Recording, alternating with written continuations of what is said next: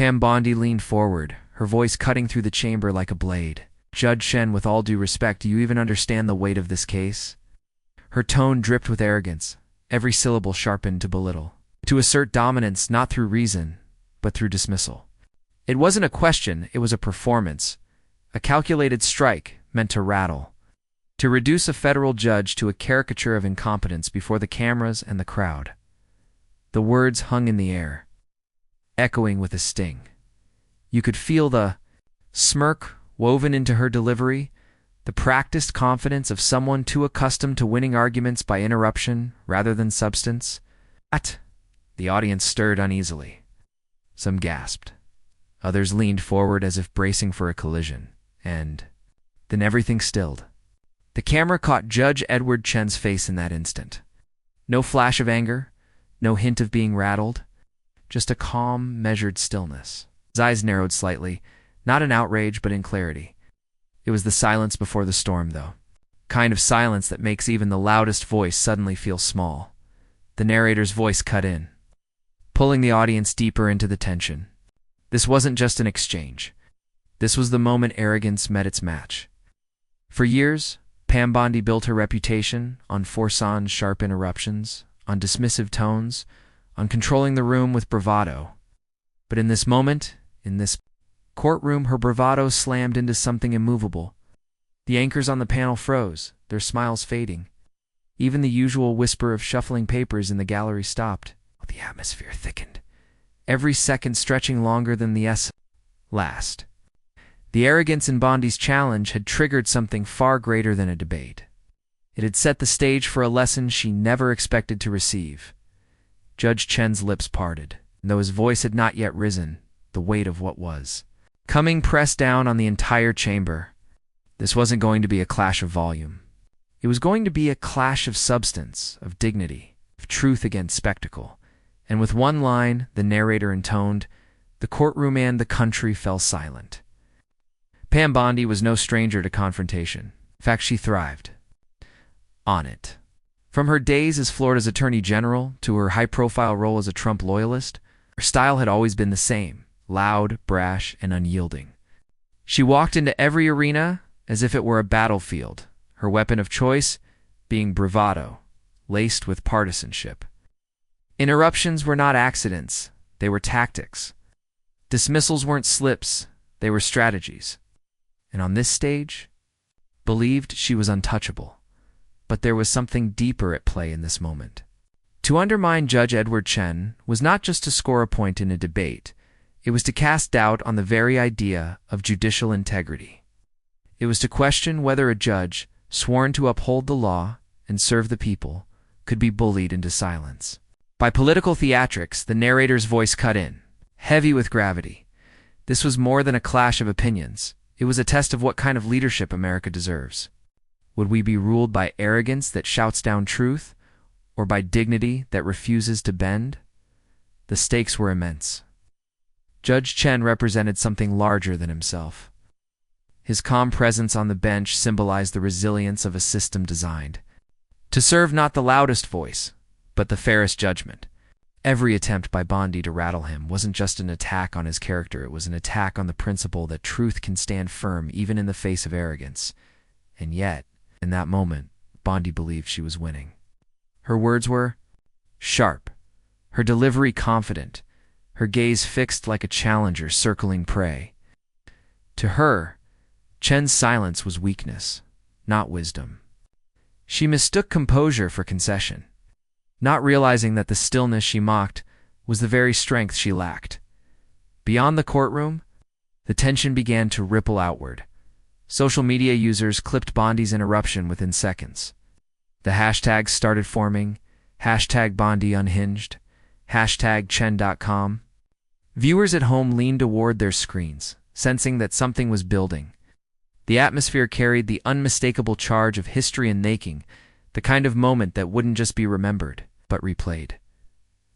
Bondi pressed harder, raising her voice, hoping the echo of her certainty would drown out any doubt. But the louder she grew, the more glaring the contrast became. Chen's silence was not weakness. It was preparation. His calm face was not retreated. was the pause before a strike. The narrator deepened the tension. This wasn't a courtroom spectacle anymore. It had become a trial of character, a referendum on arrogance, a mirror held up to America's soul. Pam Bondi believed she was dismantling Chen's credibility. But what she didn't realize was that every word she spoke was building a case against her own. The audience could feel it, the shift in energy, the tightening of the room, the quiet anticipation of a moment that was about to flip the balance of power entirely. And as she leaned in once more, poised to deliver another dismissive blow, the calm steel in Judge Chen's eyes told a different story. The narrator's voice lingered with suspense, but Bondi had no idea her confidence was about to collapse. Pam Bondi did not simply appear on the national stage, she carved her way into it, fueled by ambition and sharpened by controversy. Her career began in the hotbed of Florida politics, a landscape where spectacle often mattered more than substance. As Florida's Attorney General, she quickly learned the power of media presence. Her polished confidence and sharp delivery made her a recognizable figure, not just in courtrooms, but on television screens across the country. From those early days, Bondi's style was unmistakable, brash, commanding, designed to dominate. She thrived in sound bites. She didn't just argue cases, she staged them, ensuring her words were packaged neatly for the evening news. To many, she was a rising star. To others, she embodied the very hypocrisy she claimed to fight. Because while she draped herself in the mantle of law and order, her record often told a different story. She preached accountability, yet selectively enforced it. She spoke of justice, yet bent rules whenever political power demanded it. And time and again, she seemed less interested in fairness than in spotlight. The narrator's tone cut through with precision. Pam Bondi built her career on spin and swagger, but spin shatters when truth steps in. Her tenure in Florida left a trail of contradictions. She railed against corruption, but faced criticism for soliciting campaign donations from questionable figures. She positioned herself as a defender of the people, but was accused of blocking investigations that might have held powerful allies accountable. To her supporters, she was fearless. To her critics, she was calculating. To everyone, she was polarizing. And when her state stage began to feel too small, Bondi found a new platform: national conservative media. She became a fixture on Fox News, her voice amplified into millions of homes. Her commentary was fiery, partisan, unapologetic. She framed herself as the truth teller, unafraid to confront the liberal elite. Yet, behind the force of her delivery, the cracks in her credibility grew wider.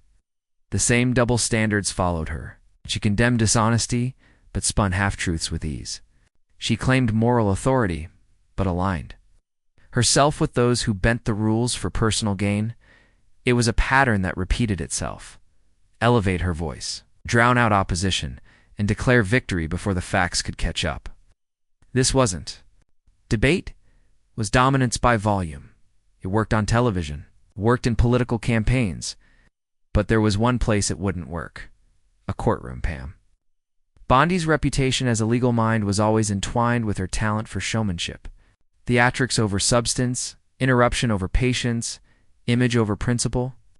And that night, when she squared off against Judge Edward Chen, she leaned once again on the playbook that had carried her for years, interrupted, sneered, and spoke, as if her confidence alone could substitute for credibility.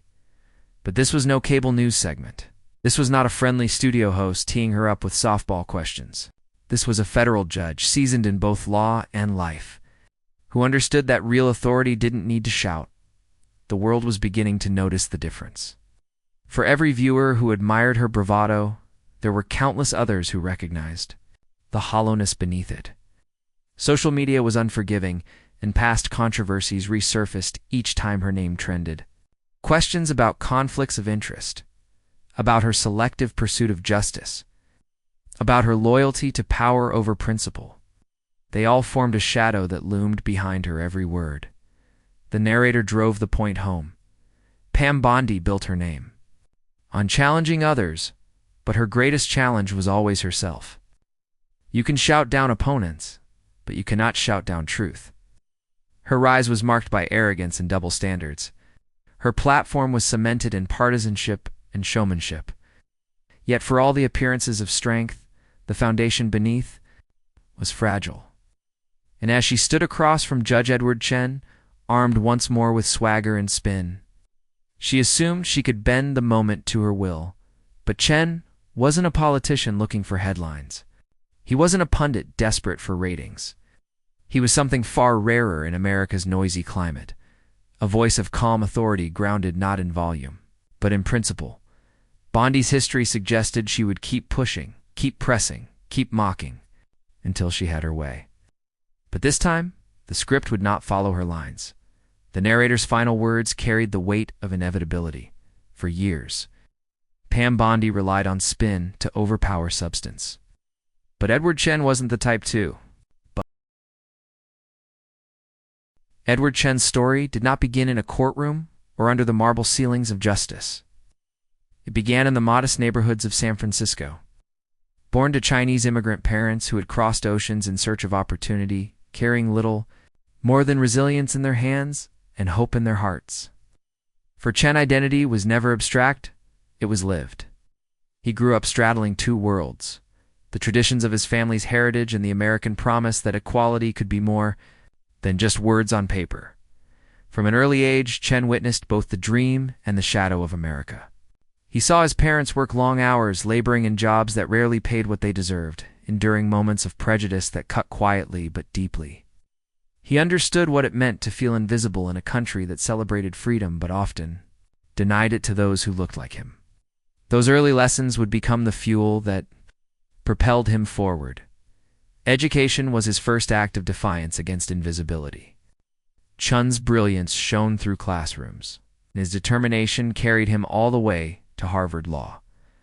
To many, Harvard represented prestige and privilege. To Chen, it was a tool, a means to elevate not himself, but those whose voices were silenced by systemic inequality. While others chased corporate glory, Chen sought justice. He immersed himself in civil rights law, aligning his career not with the powerful, but with the powerless. The narrator's voice sharpened. This wasn't just a lawyer. This was an advocate forged in the fires of injustice, carrying with him the weight of his people's struggle. After Harvard, Chen joined the American Civil Liberties Union, where his work became a lifeline for those marginalized and overlooked. He fought cases that challenged discrimination, defended the rights of immigrants, and stood firmly in the path of laws designed to divide rather than unite. In every courtroom, he brought with him not just legal expertise, but lived empathy, kind that cannot be manufactured, the kind that is born from knowing the sting of exclusion firsthand. His opponents often underestimated him. He was not loud, nor did he seek the limelight. Unlike Bondi, Chen didn't need to dominate with volume. His strength was steadiness, his power drawn from preparation, patience, and a deep moral compass. Where Bondi thrived on headlines and spin, Chen thrived on principle and quiet resilience, and America took notice. His rise to the federal bench was not just a professional victory, it was a symbolic one. When President Obama nominated him to serve as a federal judge in California, the battle for his confirmation exposed both the progress and prejudice embedded in America's institutions. Critics targeted him not for his qualifications, but for his background, for his race, for daring to embody the very diversity that the judiciary so desperately lacked.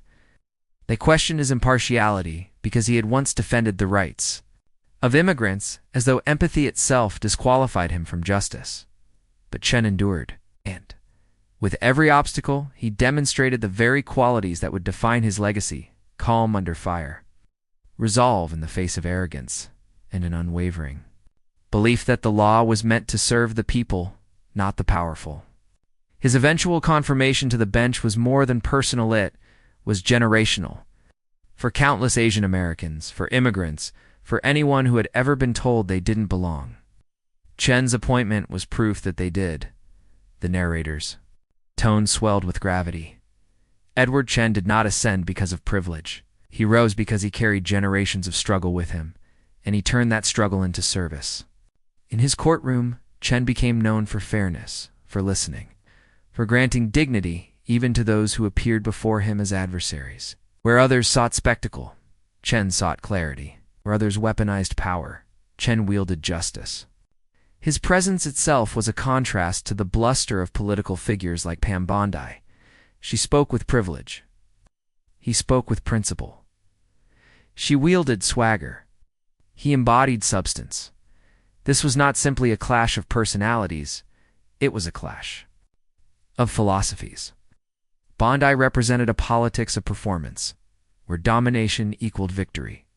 Chen represented something deeper, a belief that the rule of law was sacred, that every voice deserved to be heard. The justice must be measured not by volume but by integrity. And yet, even with his history of resilience and his place on the bench, Chen never forgot where he came from. He carried the stories of his parents, of working-class families, of communities fighting to be recognized. He understood that the law was not an ivory tower, it was a living contract with the people. To him, every decision, every ruling, was a continuation of that contract, a chance to prove that justice could, indeed, belong to everyone. So when Pam Bondi, dripping with arrogance, thought she could belittle him with her interruptions and bravado, she miscalculated. She was speaking to a man whose very life was a counterargument to her swagger. He had lived through prejudice, endured attacks far harsher than verbal jabs, and emerged stronger each time. The narrator cut the moment like a blade. This wasn't just a judge. This was the embodiment of justice forged from struggle.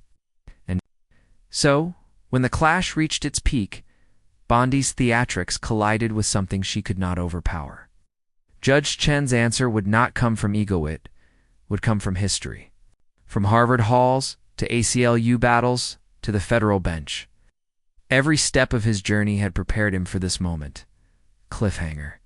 And when Bondi mocked him, Chen answered with history behind him. The room crackled with tension as Pam Bondi leaned forward, her voice growing louder, sharper, dripping with disdain. Each word rolled off her tongue not as an argument, but as a performance, designed to belittle, to dominate, to overwhelm. She smirked as if volume could substitute for validity, as if the force of her swagger might bend the law itself. "Your Honor?" she sneered. "This isn't some classroom lecture. This is real America. And maybe you've forgotten what that means." Her words were punctuated with a scoff, the kind that aims not at truth but at humiliation. The camera cut to Judge Edward Chen. His face remained still, unshaken, eyes steady. There was no trace of panic, no need to match her theatrics with his own. Instead, he waited. He let her words hang in the air, the silence itself growing heavier with each passing second. Finally, in a tone that was neither raised nor rushed, he responded, "Counselor, the law does not bend to theatrics." The words landed with the precision of a gavel strike. They weren't loud, but they carried weight. The studio murmured. Anchors shifted in their chairs, caught between disbelief and anticipation. Viewers at home leaned closer to their screens. Sensing that something was shifting, something subtle but seismic, Bondi, flustered, tried to recover. She doubled down, her voice rising again. "You can dress it up with fancy words, Judge, but people want answers. They don't want lectures from ivory towers." Chen did not flinch. His gaze did not waver. Every fiber of his composure stood. In stark contrast to her unraveling, he let her rant, let her voice echo against the walls of her own arrogance. Then, with the faintest edge sharpening his calm, he replied, "Answers are not found in noise. They are found in truth." The murmurs grew louder now, rippling through the studio like a current. Bondi's confidence faltered. She gestured wildly, as though motion could rescue what her arguments lacked. But her words stumbled, losing their sting. For the first time in the exchange, she looked rattled. Narrator, everyone watching could feel the balance shifting. The louder she grew, the smaller she seemed. The calmer he remained, the stronger his presence became. The cameras cut again to the audience, faces frozen, mouths slightly open, some stifling gasps. It wasn't just a debate anymore. It was a spectacle, a test of substance versus showmanship. The crowd knew which side was beginning to win. Bondi, visibly straining, tried one final jab. Well, Judge, maybe in your world, theory matters more than reality. But out here, people don't have the luxury of your perspective. For the first time, Chen leaned forward, his voice still even, but edged with unmistakable finality. Counselor, reality is precisely what the law protects. Protects those who cannot shout the loudest. Protects those who are silenced. By the very arrogance you mistake for truth. The words hung in the air like a verdict. Silence followed. Even the anchors, usually eager to interject, sat frozen, their scripts forgotten. The tension snapped into stillness, the kind of silence that feels louder than any voice could be. Bondi's smile faltered. Her performance had reached its limit, and in the face of Chen's unshakable poise, her bravado dissolved into something thinner, something brittle. She shifted in her seat, searching for footing that was no longer there. Narrator, it was in that silence, in that calm refusal to bow to bluster, that the moment crystallized. Power was no longer measured in volume. It was measured in clarity. Right. Room had witnessed a turning point, not through spectacle, but through truth spoken with conviction. Cliffhanger. And then, with one sentence, he ended the charade. The air was thick, charged with expectation. Pam Bondi's smirk still lingered, though her eyes betrayed the smallest flicker of unease. Judge Edward Chen leaned forward slightly, not with aggression, but with the quiet authority of someone who no longer needed to prove anything. The cameras tightened their focus. The anchors held their breath. The country was watching, and the moment demanded more than restraint, demanded truth, sharpened into one unforgettable line. Chen's voice was calm, each syllable deliberate. Counselor, justice is not a stage for performance. It is a sanctuary for the people. And if you believe volume makes you right, then you've already admitted you have no truth to stand on. The words landed like a hammer against glass. The smirk vanished. The studio froze. The audience audibly gasped, the sound echoing into a silence so absolute it felt as if the walls themselves were listening. The anchors' faces went slick, eyes wide, lips parted, notes forgotten. It wasn't just a comeback, it was a dismantling. A surgical strike at the very foundation of Bondi's argument. Bondi opened her mouth to respond, but no words came. She blinked rapidly, her bravado visibly faltering. For years she had thrived in confrontation, relying on swagger in Volume 2, overwhelm her opponents. But in this moment, that armor cracked. The louder she had become, the emptier she looked. Chen had not raised his voice, had not flinched at his quiet conviction struck harder than any tirade. Narrator. It wasn't just a rebuttal. It was the collapse of arrogance. Chen did not stop there. Ice. His words built, not in fury, but in clarity. The law is not a weapon for the powerful. To wield it is a shield for the vulnerable. Every case, every ruling, every precedent exists to remind us of that truth. And when you mock that, you mock not Mu, mock the very people this system was built to protect. The audience was transfixed. The camera caught close-ups of stunned faces in the studio, jaws slack, hands pressed to mouths, eyes darting between Bondi and Chen. The anchors looked paralyzed, caught between professional neutrality and the very human shock of witnessing arrogance torn apart in real time. Bondi shifted uncomfortably in her seat, her voice finally returning but shaking. With all due respect, Judge, you're making this personal. Chen's reply was swift, sharp, and final. Justice is always personal for those who depend on it to survive. The room cracked open. Gasps, murmurs, even applause threatened to break through the professional decorum of the studio.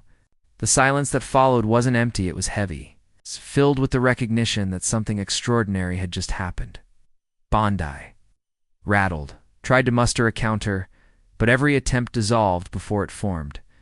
The cameras caught her, blinking rapidly, lips twitching as if searching for a lifeline that wasn't there. She looked smaller now, her once commanding presence dwarfed by Chen's steady gravity.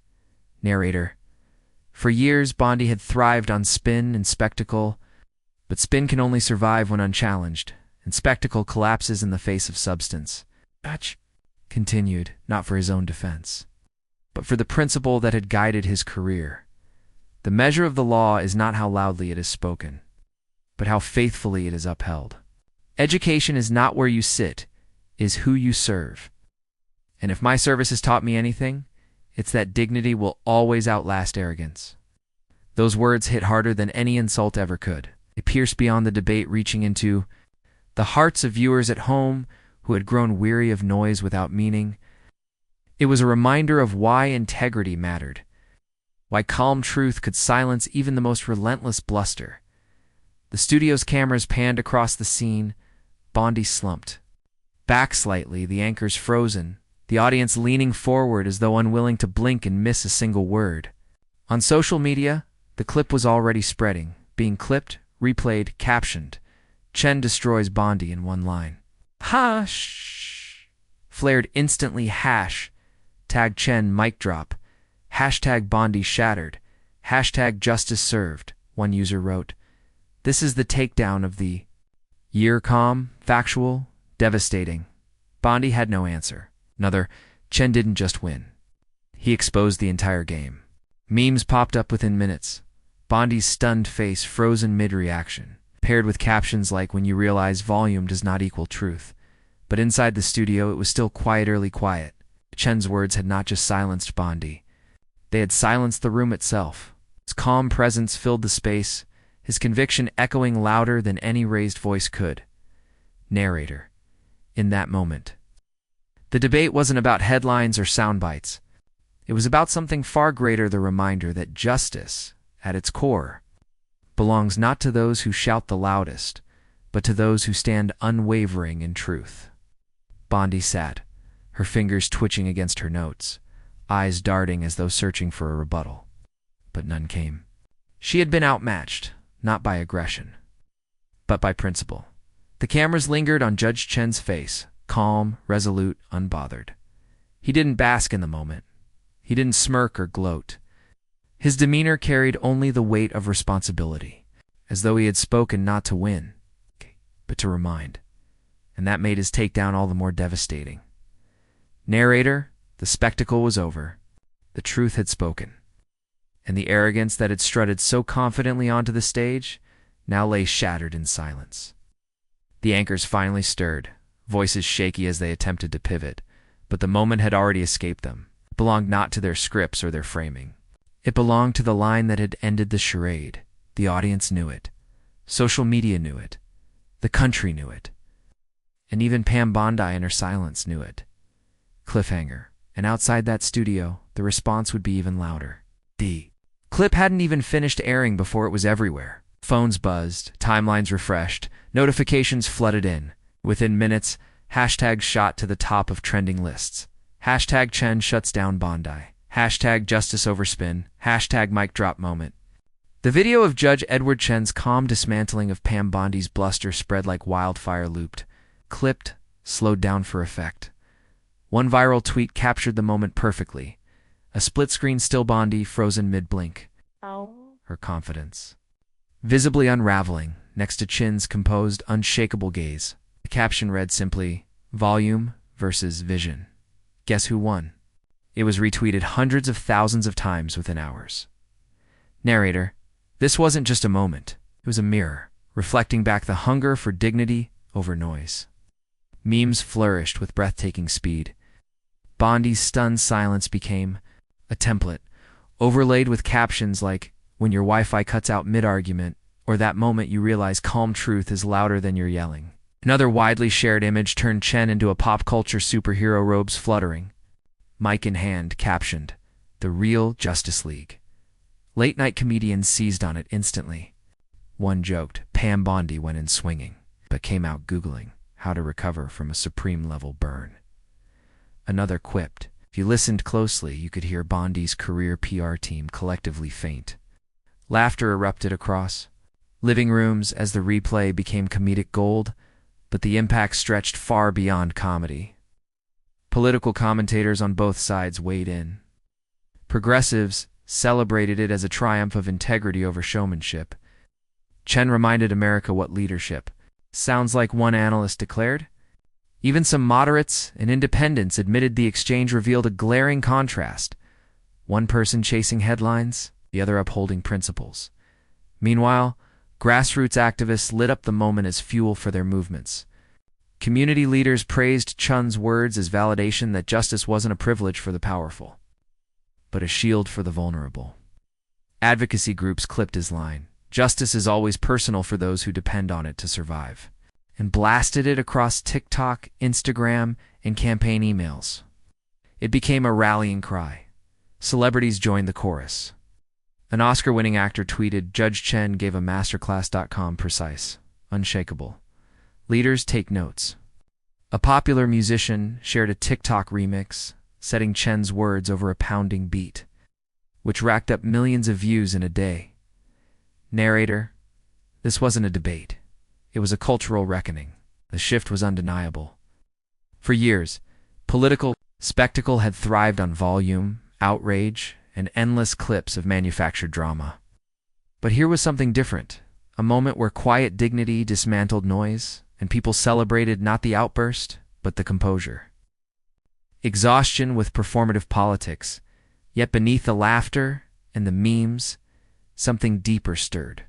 Social media users began sharing personal reflections. Stories poured out from immigrants, civil rights activists, and everyday Americans who felt seen in Chen's words. "My father always told my justice is what protects the little guy. Hearing Chen say that on live TV, I cried," one user wrote. Another confessed, "I've been doubting whether truth even matters anymore." That layer, personal, emotional, transformative, couldn't be captured by trending hashtags alone. The mic drop moment wasn't only entertainment, it was validation. It was reassurance that integrity could still shine through the fog of partisanship. And, in that recognition, the cultural earthquake grew louder. What had started as a clash in a studio became a nationwide conversation about values, dignity, and what kind of leadership America truly deserves. Narrator: the shockwaves were undeniable. But hidden in the noise, a deeper truth was waiting to surface. Cliffhanger. And that truth would reveal why this clash mattered far beyond one night of television. The frenzy of memes, the roar of hashtags, the comedic skits, all of it was noise orbiting a single, unshakable center. Judge Edward Chen's words lingered longer than the laughter, echoing in places where soundbites rarely reach. Classrooms, courthouses, living rooms, where families debated the future of the country. In the days that followed, Chen was asked repeatedly about the moment. Reporters wanted him to repeat the line, to bask in the viral fame. But his response was always the same, measured, grounded. He reminded people that the point was never the takedown. It was the principle. Narrator: because for Edward Chen, justice was not performance. It was service. Not about the ego of the speaker, but the lives of those unheard. That message reframed everything. What looked on the surface like a fiery clash was at its core a reminder of values America too often risks forgetting. Chen had not silenced Bondi simply to win a debate. He had exposed something larger that arrogance dressed as authority crumbles when faced with integrity grounded in truth. Audiences began to understand it too. Commentators reflected that Chen's calm rebuke spoke to something people craved: leadership rooted not in theater, but in responsibility. A political columnist wrote, "Chen's victory was not in humiliating Bondi, it was in reminding us what strength really means." And then came the line that crystallized it all, replayed endlessly. Etched into memory, the true strength of leadership is not in shouting, but in standing unshaken in truth. It was more than a soundbite. It was a lesson. For activists, it validated their fight.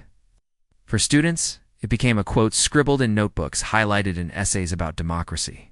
For ordinary citizens, it restored a sliver of belief that truth could still win in a world drowning in spin. Narrator: experience without empathy is hollow. But truth with dignity endures. Pam Bondi had walked into the debate believing her. Bravado could bend perception. But Chen's calm had revealed something enduring, that dignity once spoken cannot be undone. The contrast was stark: privilege versus principle, ego versus service, and in that contrast, audiences recognized the stakes of their own moment in history, because this wasn't just about a clash between two people on live television. It was about what kind of country America wants to be. One that rewards arrogance, or one that honors integrity. the moral became impossible to ignore. In politics, in justice, in leadership, the loudest voice is not always the strongest. The strongest is the one that refuses to be shaken, the one that carries truth forward, even when surrounded by noise. Narrator, this was never about a soundbite. It was about a standard. A reminder that integrity is louder than arrogance and service greater than spectacle. And as the hashtag slowed, as the memes faded into archives, the lesson endured. Bondi's outburst would be forgotten in time. Chen's line, however, would remain a reminder etched into the cultural memory, called upon every time arrogance tried to masquerade as strength. Cliffhanger. And this was just one chapter in America's larger fight for justice.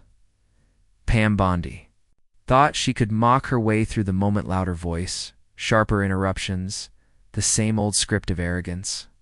But Judge Edward Chen refused to play that game. It's one line, he turned her mockery into a mirror, showing the nation exactly what happens when spin collides with truth.